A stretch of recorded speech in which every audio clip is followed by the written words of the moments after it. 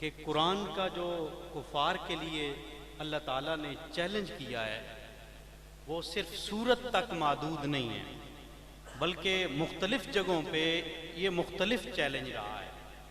ایک جگہ پہ آیا فَأْتُوا بِكِتَابٍ مُبِينٍ، اگر تمہیں شک ہے تو قرآن ورگی کتاب لے کے آؤ۔ کہیں ذرا سبحان اللہ، کہیں اونچا محبت سے کہیں سبحان اللہ۔ اگر تمہیں شک ہے اس کتاب میں تو قرآن جیسی کتاب لے کے آؤ۔ اب ایسا نہیں ہے کہ کافروں نے کوشش نہ کی ہو۔ ابن مکفہ ایک بلیغ شخص گزرا ہے عربوں میں، اس کے پاس یہ لوگ گئے، اسے انہوں نے کہا کہ قرآن کے مقابلے میں کتاب تیار کرنی ہے۔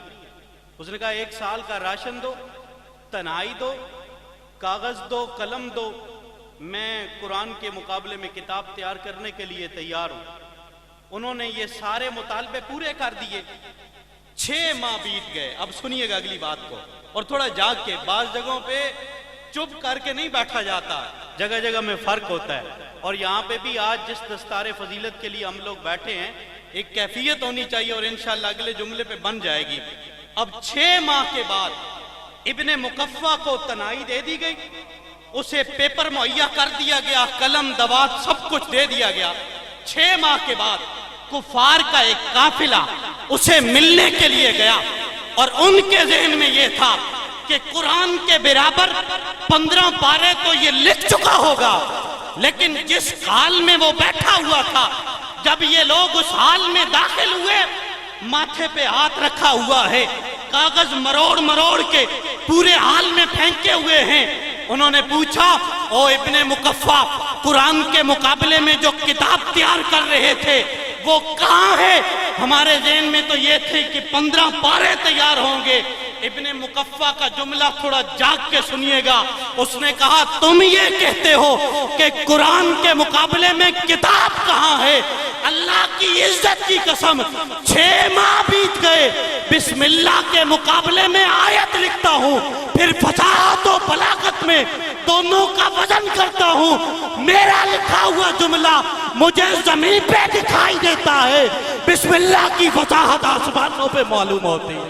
رسول اللہ لبیک لبیک لبیک یا رسول اللہ لبیک لبیک لبیک یا رسول اللہ لبیک لبیک لبیک یا رسول اللہ لبیک۔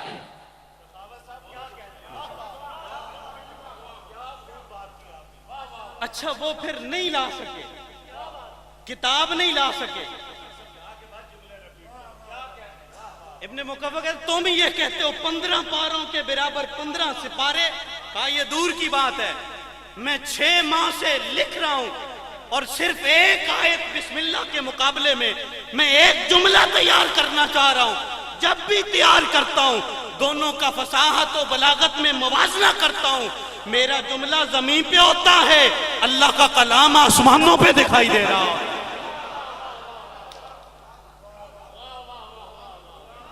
اچھا کتاب نہ آئی، اللہ نے کہا اچھا کوئی بات نہیں۔ قرآن کا دوسرے مقام میں اللہ نے کہا چلو کوئی بات نہیں کافرو، تم قرآن کے مقابلے میں کتاب نہیں لا سکے، کوئی بات نہیں، ایسے کرو فَأْتُوا بِعَشَرِ سُوَرٍ مِّن مِّثْلِهِ، میں چلو کوئی بات نہیں، قرآن تو نہ لا سکے اس کے مقابلے میں، تم ایسے کرو کہ 10 سورتیں جو ہیں وہ قرآن جیسی لے آؤ۔ اب کافروں کو کچھ وقت دے دیا گیا، اب جاگنا، 10 سورتیں بھی نہ آئیں، پھر تیسری جگہ یہ چیلنج ہوا، اگر تمہیں شک ہے فَأْتُوا بِسُورَةٍ مِّن مِّثْلِهِ، پھر ایسا کرو قرآن ورگی ایک سورت لے کے آؤ۔ اب جو اگلی بات ہے نا وہ ہر مجمع کا ہر بندے کو ہلنا چاہیے۔ میرے رب نے کہا قرآن کے برابر کتاب نہ لکھ سکے کوئی بات نہیں، 10 سورتیں نہ لا سکے کوئی بات نہیں، ایک سورت نہ لا سکے کوئی بات نہیں، فَلْيَأْتُوا بِحَدِیثٍ مِّن مِّثْلِهِ، اوے کافروں مل جاؤ، جیسی باتیں میرا محبوب کرتا ہے کوئی ایک بول تو ایسا بول کے دکھاؤ۔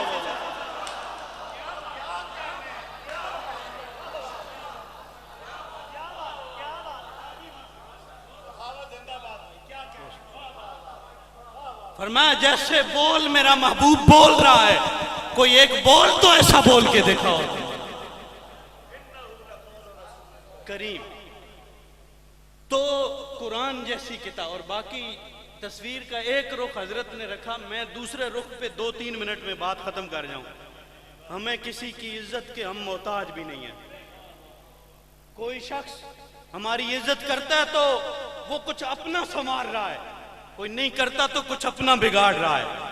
ہمارے والدین کے لیے، حفاظ کے والدین کے لیے کیا یہ کم ہے کہ جب وہ تاج پہن کے آئیں گے برود عشر پوچھا جائے گا انبیاء ہیں رسول ہیں؟ کہا نہیں، یہ انہوں نے اس دور میں بچے دیے تھے جب ریڑی باں بھی کہتا تھا بھوکا مرے گا بچہ، جب دکاندار بھی کہتا تھا مولوی بنا کے کیا کرنا ہے بچے کو، جب ایک سنارا کہتا تھا کہ مولوی بنا کے کیا کرنا ہے مسجد میں بچے کو بٹھا دینا ہے.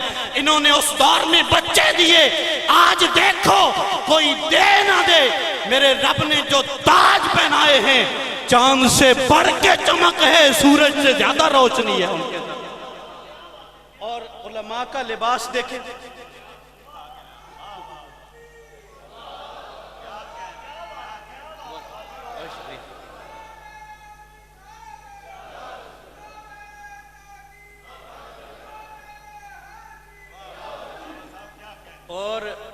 اور علماء کا لباس دیکھ لیں، تگڑے سے تگڑا بندہ دیکھ لیں، علماء کے چہرے کا، عالم دین اور حافظ قرآن کے چہرے کا وقار دیکھ لیں، اور تگڑے سے تگڑے دنیا دار کے چہرے کا بھی وقار دیکھ لیں. برابری نہیں ہو سکتی، برابری نہیں ہے. اور کوئی ایسا نہیں ہے کہ ہم لاکھوں کما رہے ہیں، لاکھوں کمانے والا، کروڑوں اربوں کمانے والا ہو سکتا ہے رات کو نیند کی گولی لے تو تب نیند آئے، لیکن تم نے دیکھا فیض آباد دھرنے میں یہ علماء روڈ پہ بھی سر رکھ کے سو گئے، اور بات کیا تھی؟ میں سو جاؤں یا مصطفیٰ کہتے کہتے، کھلے آنکھ صلی اللہ کہتے کہتے. اور جو انہوں نے ہمیں دیا تیری نہیں، میں سر یہ تو ہمارے ادھر رہے گا. اور آخری امام ابو یوسف جو تھے نا، ماں نے ایک دھوبی کے پاس چھوڑ دی، 3 درہم وہاں سے ملے. اور امام اعظم ابو حنیفہ کے مدرسے کے باہر سے گزرتے ہیں، باتیں سنتے ہیں، یہ اندر حدیث پڑھا رہے ہیں. تو ایک دن امام اعظم باہر نکلے، کہا پتر یہاں کیوں؟ کہا کہ باتیں سن رہا ہوں آپ کی. کہا اچھا لگتا ہے پڑھنا؟ کہا اچھا لگتا ہے. کہا اندر آ جاؤ. پڑھانا شروع کر دیا. مہینہ گزرا، ماں نے کہا پتر دھوبی کے پاس چھوڑا تھا، جو پیسے ملے ہیں کدھر ہیں؟ انہوں نے کہا اماں پیسے اسے ملتے ہیں جو جا کے کپڑے دھوئے، میں نے کپڑے نہیں دھوئے. کہا کیا کیا ہے؟ کہا میں نے رسول اللہ کی حدیث سنی ہے. میں نے ماں سخت مزاج تھی، امام اعظم ابو حنیفہ کے پاس آئی. کہا تم نے میرے پتر کو نکما کر دیا ہے کہ باتوں سے مسئلوں سے پیٹ نہیں بھرتے. اس کا باپ مر چکا ہے، بچیاں گھر میں موجود ہیں، ان کا روزی روٹی کا بندوبست کیسا ہوگا؟ تو آپ نے فرمایا کہ خرچہ کتنا ہے؟ اس نے جتنا بھی گھر کا خرچہ بتایا. امام اعظم نے کہا بی بی اسے پڑھنے دے، جا چلی جا، جتنا تیرے گھر کا خرچہ ہے پہلی سے پہلے ابو حنیفہ تیرے گھر میں پہنچا آئے گا. اس نے جو اگلی بات کہی نا، اس نے کہا اچھا یہ تو ہے لیکن پڑھنے کے بعد ملے گا کیا؟ اب سننا، امام اعظم ابو حنیفہ نے کہا میں دیکھوں نہ دیکھوں لیکن تم دیکھو گی. ابو حنیفہ کی نظر دیکھ رہی ہے کہ حاکم وقت کے ساتھ اس کے تخت پہ بیٹھ کے ابو یوسف حلوہ کھاتا ہوا مجھے دکھائی دے رہا ہے. چیف جسٹس مقرر کیا ہارون الرشید نے. زبیدہ علماء کی بڑی خدمتگار تھی، کچھ حلوہ یا فالودہ بنا کے لائی تو ہارون الرشید نے کہا اوپر آ جائیے. تخت پہ یہ بیٹھے، دونوں کھانے لگے. ادھر سے انہوں نے ماں کو خط لکھا ہوا تھا کہ بغداد آ جائیں، پتر کی ٹوریں دیکھیں، کہاں وہ دھوبی کا کام، کہاں محمد کا یہ غلام. اچھا دونوں تخت پہ بیٹھے ہوئے ہیں، بات میں ختم کر چکا ہوں، بالکل اینڈ ہے. دونوں تخت پہ جو ہی بیٹھے نا، ماں اندر محل میں داخل ہو گئی. جو ہی محل میں داخل ہوئی آنکھوں میں آنسو آ گئے اور رو پڑی. انہوں نے کہا کہ اماں رونے کے وقت گزر گئے، آج تو تیرے بچے کی بڑی ٹوریں ہیں. کہا پتر میں کسی اور بات سے نہیں، ابو حنیفہ کی نظر کو دیکھ کے اظہار تشکر سے رو رہی ہوں، اور یہ آنسو شکریہ کے طور پہ ہیں. کہاں وہ دھوبی بننا، کہاں محمد کا غلام بن جانا.